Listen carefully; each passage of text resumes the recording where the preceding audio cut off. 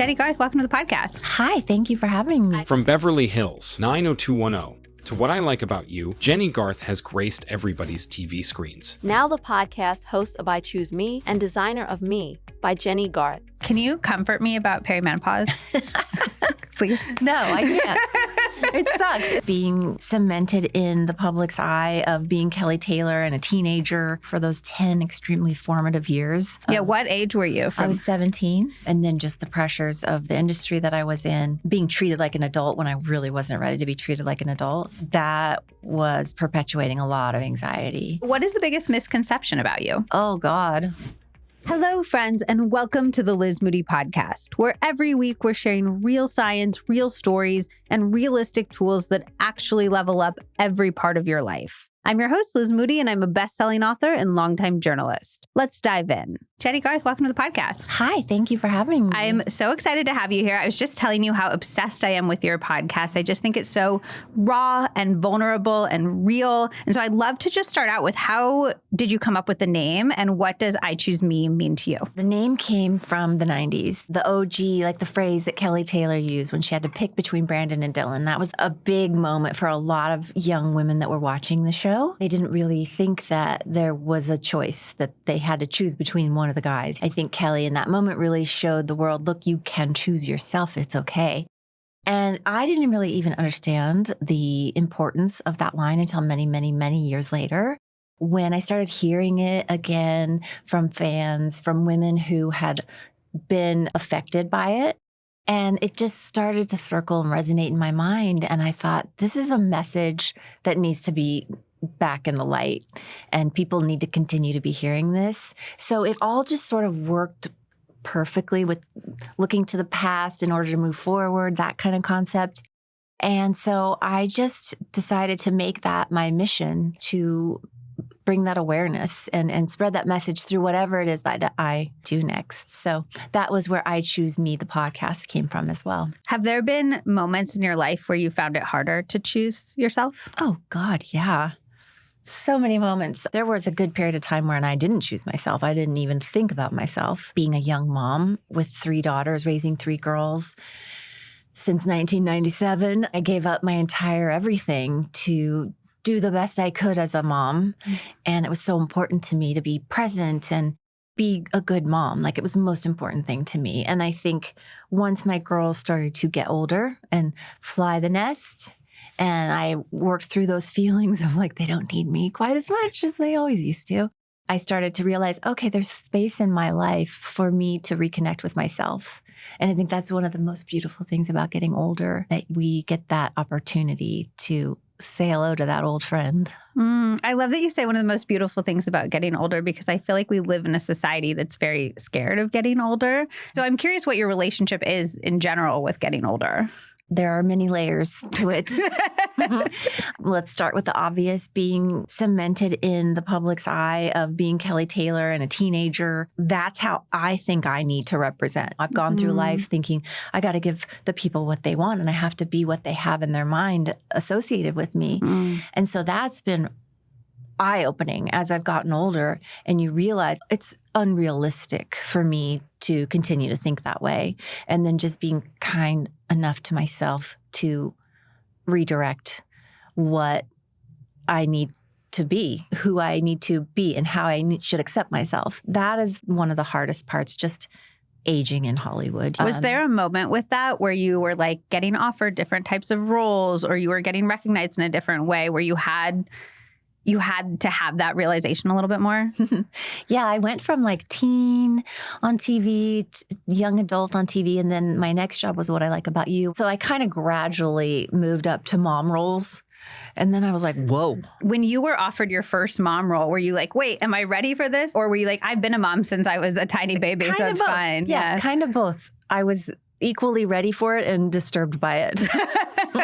But it did make me think like, okay, this is what's happening right now with my career. Okay, let's get used to this. I don't know. There weren't as many roles out there, and there weren't the things that I wanted to do. Yeah. So I had to sit with myself for a good long time and realize, what is it that I want next for this next chapter of my life where I love myself and I'm kinder to myself and I don't put all this pressure on myself. It took me a good few years to figure that out. Such an interesting I choose me moment that I think so many of us grapple with is like, how do I choose who I want to be and who I feel like I am versus how the world is trying to box me in and how the world wants to see me. We're not all on TV, but could you share any advice for anybody else who's struggling to figure out how they want to be perceived and how they feel amidst how the world wants to see them? I think for me, it was about seeing myself clearly and being just organic and authentic and truly myself.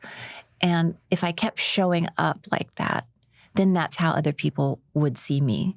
And if I kept behaving in a way that I felt was ultimately in line with what I wanted in life, then that's just how you start showing up and people accept it. I mean, we reinvent ourselves every single morning when we put our feet on the ground.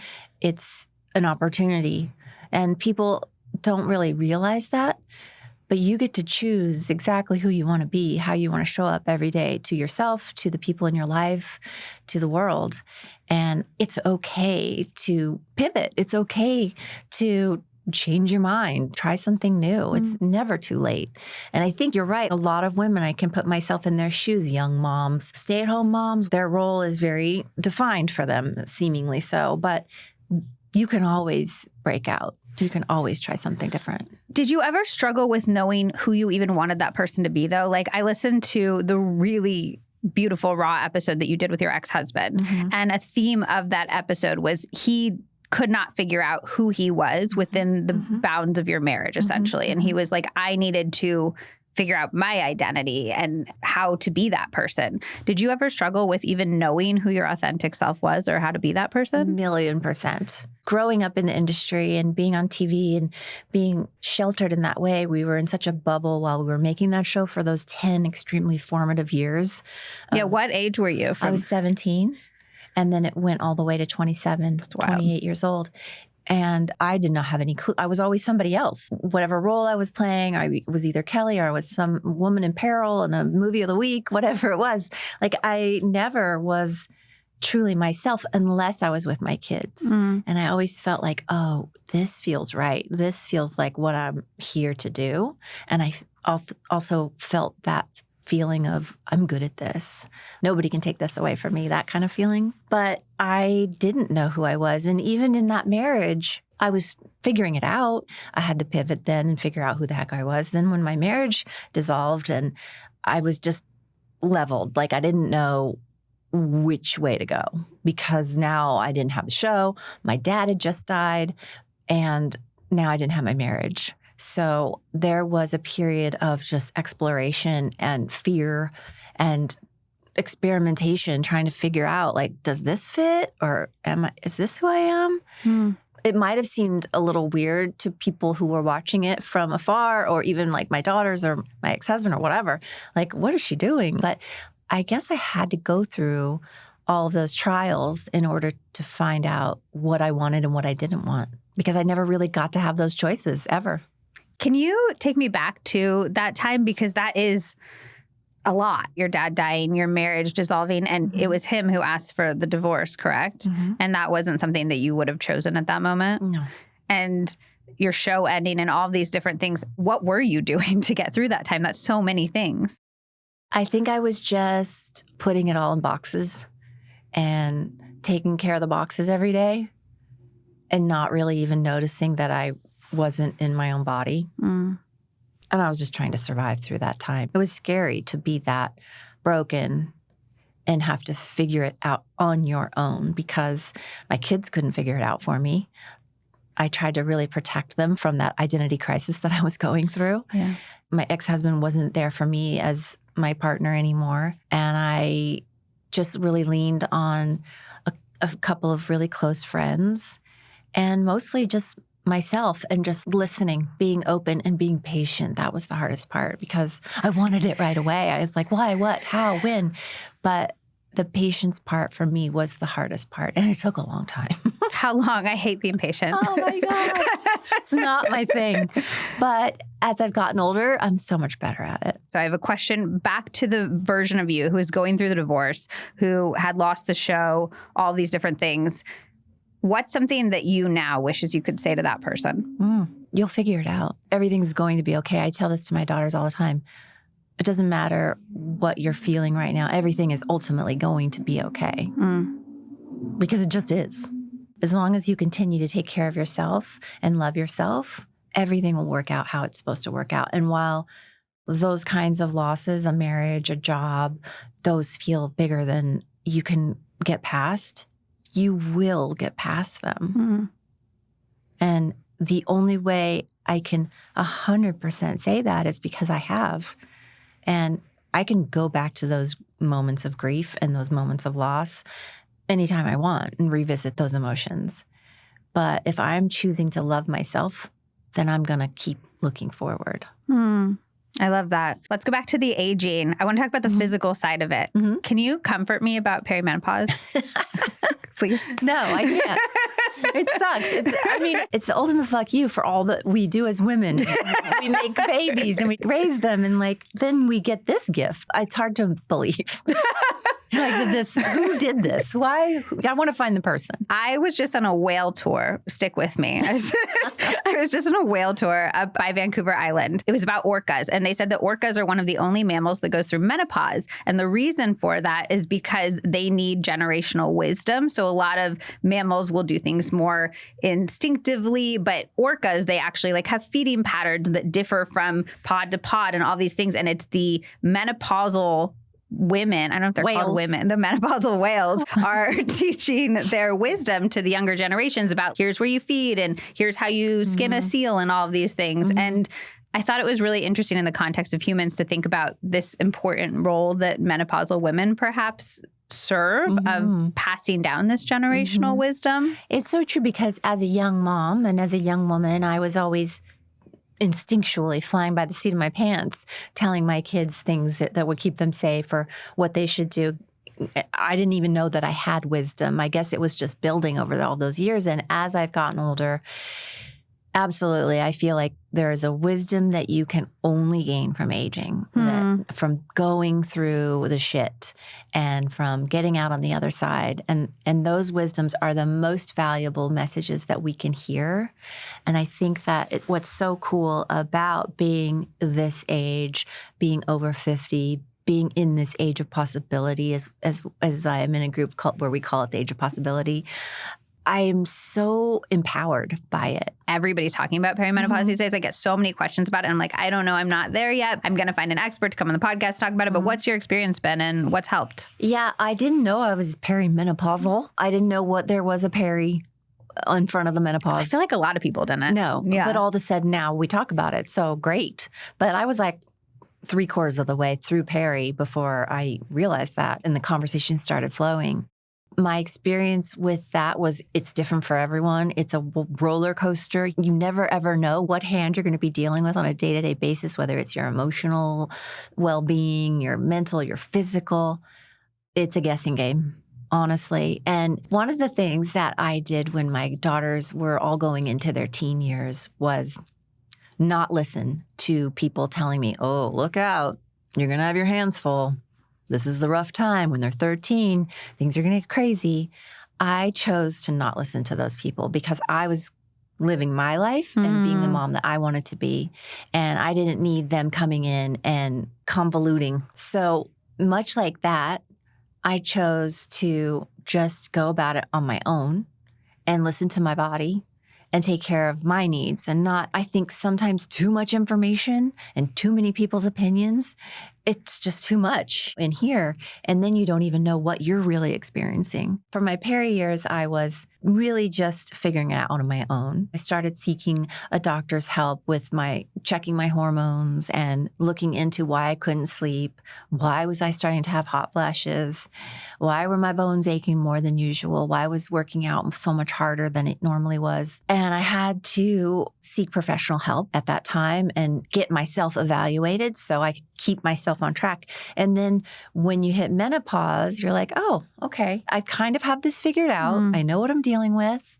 Let's ride this out and see where it goes. Because what choice do you have? I know what choice do you have, but it just is like, I just hate, like, it's like, okay, so we have to deal with our periods for years and years and years. Fun, then we have to deal with, I don't know if you enjoyed being pregnant, but being pregnant really scares me. I have not done it, but it's really scary to me, childbirth. And then when we get through all of that, it's like, well, you get what? A few years and then a whole other hormone journey. It's, the hormones, man. I feel like I've been on a hormonal roller coaster since I was 17 years old, like a mental and hormonal roller coaster, because those things are so closely tied to one another. It's just about finding what feels good for you. Like, what is the level where you can not be emotional or reactive or be controlled by your emotions, where you can say, okay, these are my emotions, this is what I'm dealing with, and be more accepting of it. And I think acknowledging and recognizing what it is makes it less scary and more manageable. And it makes it clear that other people are going through the same thing. Like, even the fact that it has a name means, oh, I'm not alone in this because it has a name and all these other people are going through the same thing. I mean, you're so lucky. You're so lucky to be in this generation as you grow older, to have these conversations be more present, because this is such a new, exciting conversation that was never there for my mom. Yeah. And for me in my 30s, nobody was talking about menopause. Did you do hormone replacement therapy or anything like that? My sleep is super important to me. And when I wasn't sleeping, I asked my doctor, what can I do? And my health was in the right place and my levels were all in the right place in order to start estrogen, progesterone. Those are the estrogen, progesterone. Those are the things that I'm on now. And it definitely has improved my quality of life and gotten my symptoms where they're manageable. I have some friends that are not candidates for hormone replacement, and they've just had to rough it out because whether they were too old before these conversations started, they didn't know there were options. And now that everyone's talking about it, you can get there's different ways that doctors can help you if you find the right doctor. You said that your hormones, your mental health, all of that has been such a journey over the course of your life. I know that anxiety and depression have also been part of your journey. Can you take me back to when you first felt anxious or depressed or anything like that? I think I started to really recognize it when I was on my own. When I was 17, 18, and I started living on my own. And then just the pressures of the industry that I was in and just the being treated like an adult when I really wasn't ready to be treated like an adult, that was perpetuating a lot of anxiety. And I think going back, I was just born a blue person. I'm just, like we talked about before, I'm emotion full. And sometimes that can really be construed as a bad thing.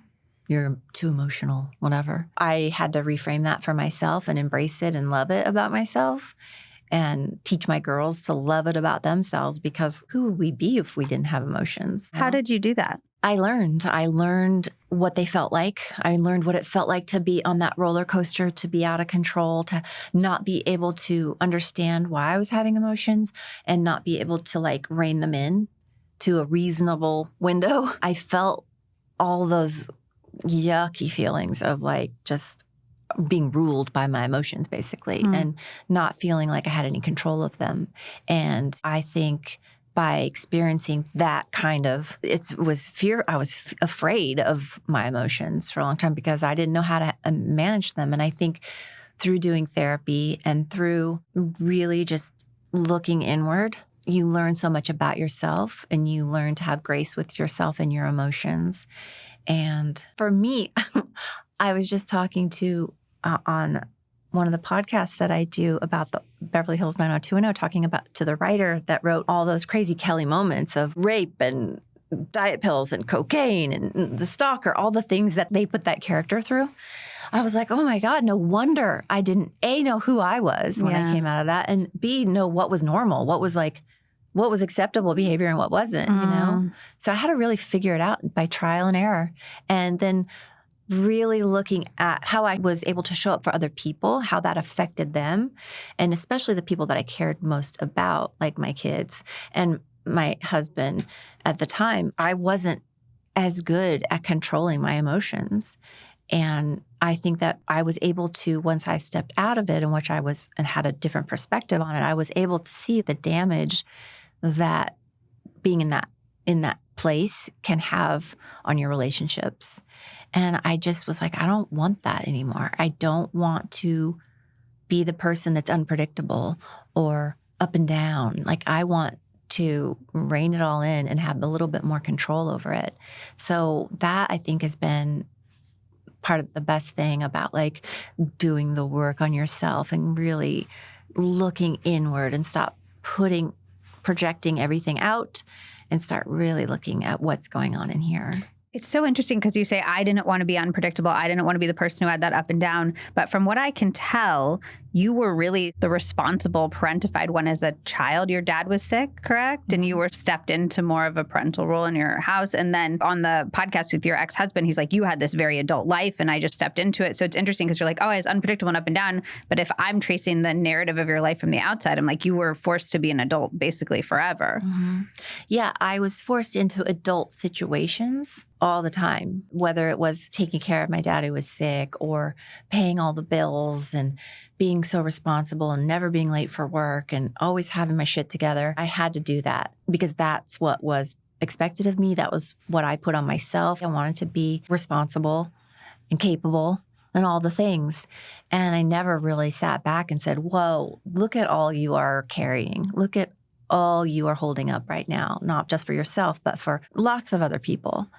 And I think when I was able to step back and sort of see that, I had such like a feeling of grace on myself. I felt like, ooh, that girl needs to be nurtured a little bit. Like, she needs to have some understanding and some love around all that she's done. And so my life probably looked a certain way, but inside of me, it was all over the place. Okay, I have some quick fires for you. What do you think is the best way to spend 20 minutes every day in the name of being healthier or happier? Stretching. Oh, do you follow like a routine or are you just like stretching? Oh, I just make it up as I go. I start at the bottom and work my way up, or I start at the top and work my way down. What is the biggest misconception about you?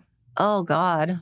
Something that's been on my mind lately has been comments that I've seen, which I know I shouldn't read and I know I shouldn't let in, but it happens, that I'm fake or phony. I just don't have the ability to manipulate or to be fake or phony. And when people think that of me, it really upsets me. I feel like everybody should just listen to your podcast because it's so clear that you're not fake or phony when you listen to that. I don't have enough energy to be fake or phony. Yeah.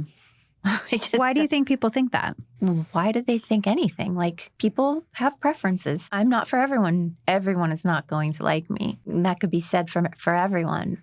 But I think in a world where I have learned this is my business, to have people like me and accept me and want to watch me or want to support the causes that I'm talking about, it's hard for me to not expect that of myself, to be likable and to have everybody like me. But I have to just remind myself that it's okay. I'm not for everyone. Everybody gets to have their opinion, and that's okay. Do you identify as the people pleaser? No. Did you ever? I don't think so. I feel like to have that many people saying, this is who I need you to be for me, and not fall into that trap is impressive. I think I fought against it so hard because it didn't feel right in my bones to be something I wasn't. So every time I tried to be something I wasn't, I didn't like myself. I didn't feel good about myself. There was something just off. And so that just taught me to just accept what I am, who I am, how I am, and love myself, because this is it. This is my life. This is all I got. What is one piece of advice you'd give to somebody who's struggling with their relationship with their body? Our bodies fluctuate. Our bodies' needs fluctuate. And we have to be willing to just go with it. What is the point of not accepting yourself? What is the point of not loving yourself? That's going to get you nowhere. That's going to make you miserable. I don't choose to be miserable. I choose to be happy and to love myself. And I continually remind myself. And if I look in the mirror and I see aging or I see sagging or I see things I don't want to see that I think, oh, people don't want to see that, I remind myself to love myself just as I am. And that's all you can do. I love what you said there, because the whole theme of your podcast is I Choose Me. The whole theme of what a lot of what we've talked about today is I Choose Me. And what you just said was it's a choice, and it's not this grand overarching choice, which I think a lot of people can feel intimidated by, or like, that's not possible. Like, oh, just choose to love your body. Oh, it's just that easy. But you're like, no, it's a moment to moment micro choice. It's these moments every single day where this voice sneaks in and I have to choose whether or not I want to listen to it, whether or not I want to replace it with a different voice. And I think that feels much more grounded in reality than just like, well, just choose to love yourself. Yeah. I remember people telling me, in order to love other people, you have to truly love yourself. And I'd be like, ugh, okay, that sounds great. But I didn't know how to love myself. I always thought I could do anything. Like my parents taught me, there's nothing you can't do if you apply yourself and try. So that's made me a really hard worker. I have an incredible work ethic, and I believe in myself.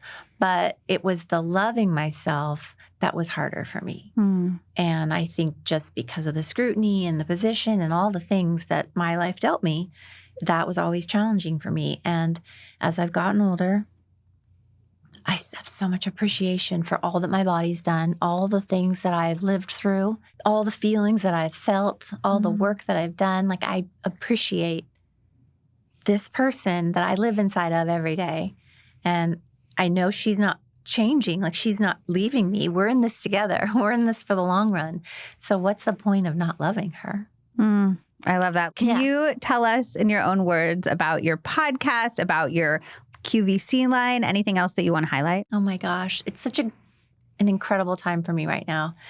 Who would think at 52 I would start a fashion line? This is like mind-blowing for me, and that I would be doing it with my daughter, who's 21. We do it all together. She's like my right hand. That is incredible in itself. And if I sell one piece of clothing and the person that buys it feels good about themselves in it, I don't care. That's great. I've succeeded. That's all I need. And it's that like reciprocation of hearing how people like it, hearing what they love and what they don't love. Like, I need all of that. I think also doing the podcast has been incredible for me. When I got the opportunity to have my own podcast, I was like, what am I going to talk about? What do I want it to be like? And I was really being steered down a certain road, and that just didn't feel right to me. And I worked very diligently to get other people to see my vision and to trust me or respect me enough to go with me. And I just feel so honored that it is what I want it to be and not what somebody else wants it to be. I'm having like meaningful conversations like we're having right now. Like, that is a good job. That is a good life, to be able to connect with people and learn from people. I love it. I love everything you're putting out there. And I love that you're just inspiring so many people to choose themselves and to recognize the many choices that they have in their life. I think that's a really empowering thing to do. Yeah. Thanks. Good. Thank you.